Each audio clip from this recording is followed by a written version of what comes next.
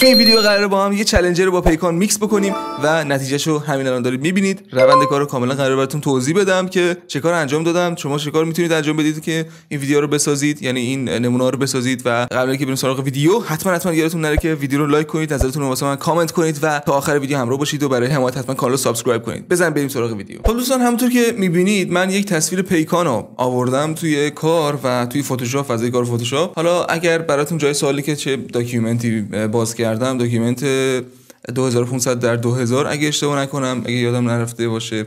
و ببین اول سعی باید بکنیم که اون اجزای قدیمی اون حالا جایی که میخوایم باش ترکیب بکنیم و پاک بکنیم. حالا من اینجا از هیلینگ براش استفاده میکنم، یا اینکه مثلا میتونید از خود براش استفاده بکنید. مثلا اگه از موس استفاده میکنید فلو و اپاسیتی کارو کم بکنید، براشو و بیایید و مثلا ریز سعی بکنید که اون قسمت‌ها رو پاک بکنید.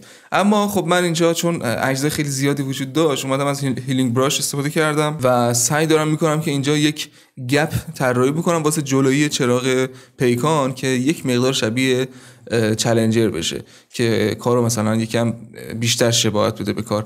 همونطور که میدونید خیلی ویو بالایی خورد توی اینستاگرام، اصلا انتظارشو نداشتم و واسه همینم ویدیوشو گرفته بودم، میدونستم چون خوشتون میاد، ولی نه تا این حد. و اینکه خواستم که براتون ویدیو رو بگیرم که توی یوتیوب واسهتون بذارم. ببینید اومدم یه مقدار سعی کردم استایل پیکانو به استایل دوج چالنجر نزدیک بکنم. چجوری؟ اینکه مثلا دیدم که جلوش، سپر جلوش یه مقدار اومده پایین و مثلا پیکان چون از همون بالایی او رفته بالا، گرد شده و رفته بالا و این مثلا اگه می‌خواستم سپرش رو بیارم توی کار نمیخورد بهش. برای همین سعی کردم که این حرکت اول انجام بدم و بعد بیام و مثلا سپر و اینجور چیزاشو بذارم.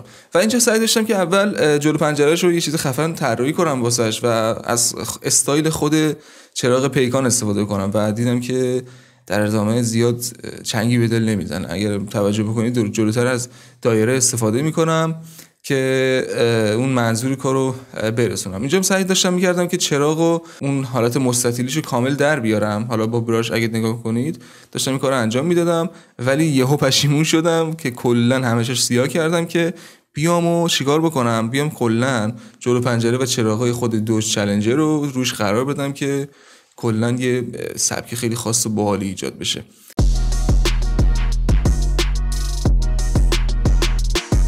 خب ببینید هر چقدر که دوست داشته باشید این کار رو انجام بدید و اولین بارتون باشه که دارید این کار رو انجام میدید، یکم کلی نگر هستید توی کار. بعد رفته با کارهای زیادی که انجام میدید یکم جزئیات کارو بیشتر میبینید و توجه میکنید و این مسئله باعث میشه که یکم کارتون بیشتر طول بکشه ولی در آخر کارتون خیلی بهتر بشه. و من اینجا مثلا دارم روی چراغش کار میکنم و دوست داشتم که مثلا یه همچین حالتی، مثلا یه حالت الیدیتور داشته باشه ولی زیاد جالب از آب در نیامد و مثلا به استایل رئال کار نمیخورد. یه جوری مثلا کارتونی طور بودین و باز مثلا میشد یکم بیشتر روش کار کرد، ولی من اینجا دیگه تصمیم گرفتم خود چالنجر رو بردارم و بذارم رو کار و میبینید که چقدر خفن شد از همین شروع کار. و بعدش هم که یه مقدار بیشتر روش کار کردم که مثلا کاپوتو یه مقدار حالت مثلثی طور کردم مثل خود دوج چالنجر و سعی کردم تا اون حالت دوج رو در بیارم واسش. و این سپر پایینش هم، یعنی پایین سپرش هم اون ورودی هوا رو که میاد به موتور میرسه و رادیاتور خنک میکنه هم گذاشتم و اینجا بدون اون سپر یک مقدار استایل باحالتری داشت، ولی گفتم که اگه اونو بردارم دیگه پیکان نمیشه و یه حالت خود همون دوج چالنجر تو سبک کوچیک‌ترشه، ولی اگه اون چیزو میذاشتم بیشتر حالت نوستالژی و خود پیکانو داشت. ببینید الان مثلا همچین حالتی رو میتونی داشته باشه همین خودش، ولی تا قبل اینکه اون سپر رو بذارم دلم رو راضی نکرد.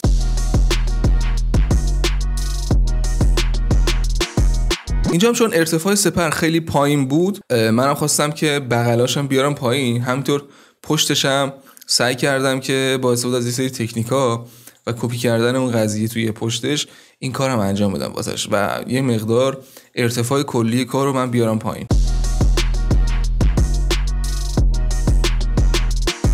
خب دوستان ببینید، من اینجا داشتم روی قسمت سپرش کار میکردم. همونطور که گفتم نیاز بود که یه مقدار اون سبکش رو حفظ بکنم توی کار، ولی خب یه سری نقصایی وجود داشت مثل اینکه اصلا این زیاد به کار نمیخورد و سعی کردم مثلا اون قسمت‌های پلاستیکش رو بیشتر اندازه بکنم، یا مثلا وقتی که اونو یکم بزرگتر کردم چون سپر عوض شده بود استایل کار کلا عوض شده بود، سعی کردم که با کوچیک کردن اون فضا یکم کارو بهتر در بیارم و ای بابا در ادامه سعی کردم تا مثلا الان میبینید چرخاش انگار پنجره رو چیزه گلی و خیلی استایلش بده، سعی کردم اونم از چالنجر بردارم و اینجا اون حالت دیفیوزر میگن حالت هواکشش که روی کاپوت قرار میگیرم گذاشتم. خیلی راحت، مثلا نه سایه‌ای میخواست نه هایلایتی، چون تقریبا اون زاویهش با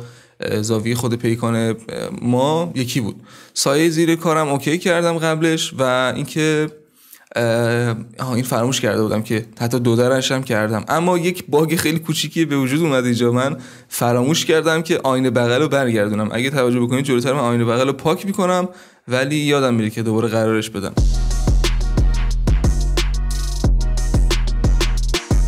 برای اینکه بخوام پیکان 2 در بکنم نیاز داشتم که اون ستون اصلی کارو که در از اونجا باز میشه رو یه مقدار ببرم عقب‌تر و اون چیزی که وجود داره رو یعنی اصلش بود و اون ستونی که خود واقعیش وجود داشت رو بردارم و حالا با براش و اینجور چیزا پاکش بکنم.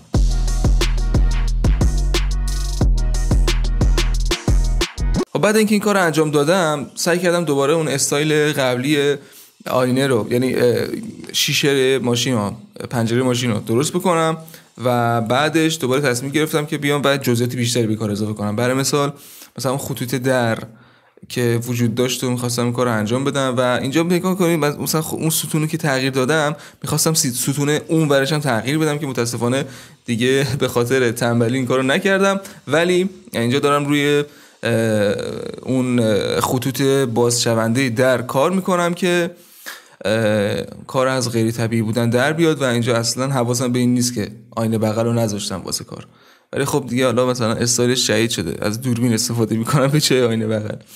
و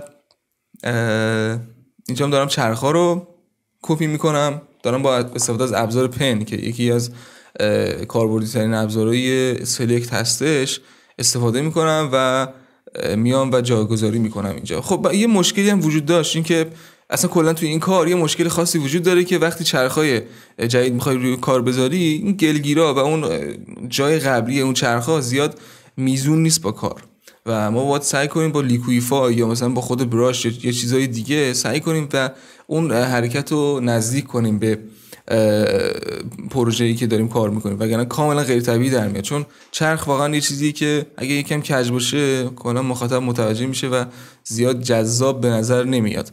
خب اینجا من سعی کردم گلگیرا رو یکم بزرگتر بکنم و یک حالت کرو به بالای چیز بدم، اما زیاد در ادامه متوجه شدم که مناسب در نمیاد.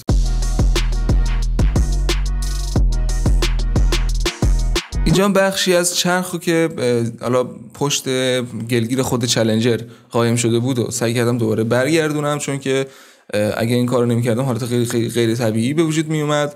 و اینجا هم دیگه تقریبا آخرای کار هستش و من سعی میکنم اگر شما توی کامنت ها بگید دوست داشته باشید نحوه حالا کارش رو ریز بریز حالا توی چند تا ویدیو یا یه دونه ویدیو مفصل بیام و توضیح بدم که چه کار انجام میدم. شاید شما دوست داشته باشید که این کار رو انجام بدیم با هم، ولی اگه ایده‌ای دارید دوباره مثلا همچین ماشینایی بخوایم طراحی بکنیم حتما تو کامنت ها بهم بگید. ویدیو رو حتما لایک بکنید، یادتون نره اصلا، چون که اگه شما لایک بکنید ویدیو رو من متوجه میشم که اون ویدیو واسهتون خیلی جذاب بوده و شبیهش رو واسهتون میسازم که کلی با هم سرگرم بشیم و کلی ایده‌های خفن انجام بدیم.